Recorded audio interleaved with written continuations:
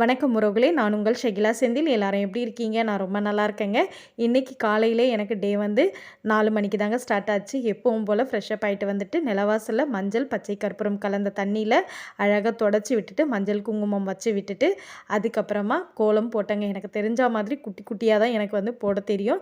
நமக்கு இடமும் கூட அவ்வளோதான் இருக்கிறதுனால நான் பெருசாக கோலம்லாம் வந்து கற்றுக்கணும்னு எனக்கு வந்து தோணவே இல்லைங்க. அதனால் நான் ரொம்ப குட்டி குட்டியாக தான் போடுவேன் கோலம். இவ்வளோ தான் எனக்கு தெரியும் கூட.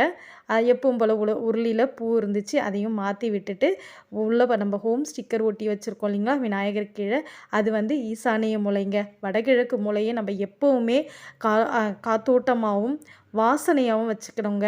அந்த மாதிரி பூஜை அறை வைக்கிறது இன்னமுமே நல்லது. நம்ம வந்து பூஜை அறை அங்கே வைக்க முடியாதனால நான் வந்து விநாயகர் படத்தை அங்கே வச்சு அங்கே டெய்லியுமே வந்து தீப தூபம்லாம் காட்டிகிட்டு இருந்தேன். முதல்ல பார்த்திங்கன்னா இந்த ஹாலில் இருக்கிறார் இல்லைங்களா விநாயகர், இவர் அங்கே வச்சு தான் நம்ம வந்து வீட்டில் விளக்கேற்றி பூஜை பண்ணிகிட்டு இருந்தேன்.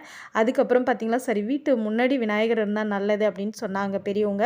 அதனால் எடுத்து நான் இந்த மாதிரி டீப்பாய் மேலே வச்சு வழிபாடு செஞ்சுக்கிட்டு வரேங்க. நீங்கள் இடம் இருக்குது, உங்களால் செய்ய முடியும்னா வடகிழக்கு மூலையில் வைங்க, ரொம்ப ரொம்ப நல்லது.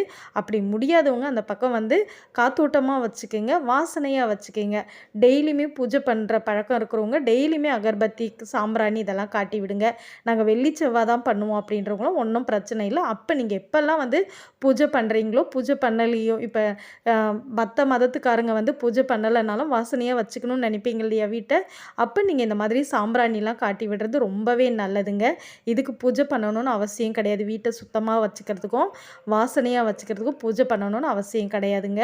இந்த மாதிரி எல்லாம் நான் முடிச்சுட்டு வந்து தாங்க எப்போவுமே வந்து உட்காந்து நம்ம பூஜை அறையில் தீபம் ஏற்றி வழிபாடு செய்வேன். முதல்ல வந்து எல்லா இடத்தையும் வந்து நம்ம பாசிட்டிவாக ஆக்கணும். நம்ம வீட்டில் வந்து சாமி கும்பிட்றதுக்கு முன்னாடி வாசனையாக நல்ல தெய்வீகமாக பண்ணிவிட்டு அதுக்கப்புறம் தாங்க நம்ம வந்து பூஜை அறையில் வந்து விளக்கேற்றி வழிபாடு செய்யணும். அது ரொம்ப ரொம்ப நல்லது.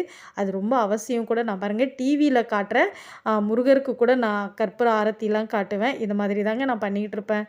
இதெல்லாம் முடிச்சுட்டு என்னுடைய பூஜையை நான் ரொம்ப அழகாகவே இன்றைக்கி சீக்கிரமாகவே, நேற்று கொஞ்சம் லேட்டாக எழுந்ததாக நான் உங்ககிட்ட வந்து சொல்லியிருப்பேன். இன்றைக்கி சீக்கிரமாகவே 5:10க்குள்ளே என்னுடைய பூஜையை நான் வந்து முடிச்சிட்டேங்க. என்னுடைய பூஜை வீடியோஸ்லாம் உங்களுக்கு பிடிச்சிருந்ததுன்னா கண்டிப்பாக என்கிட்ட கமெண்ட்ஸில் ஷேர் பண்ணுங்கள். இந்த பூஜையை முடிச்சுட்டு எனக்கு தெரிஞ்ச ஸ்லோகங்கள் மந்திரங்கள்லாம் இதுக்கப்புறம் நான் கொஞ்சம் நேரம் ஒரு 10 நிமிஷம் 20 நிமிஷம் உட்காந்து படிச்சுட்டு கிச்சனுக்கு போயிடுவேன்.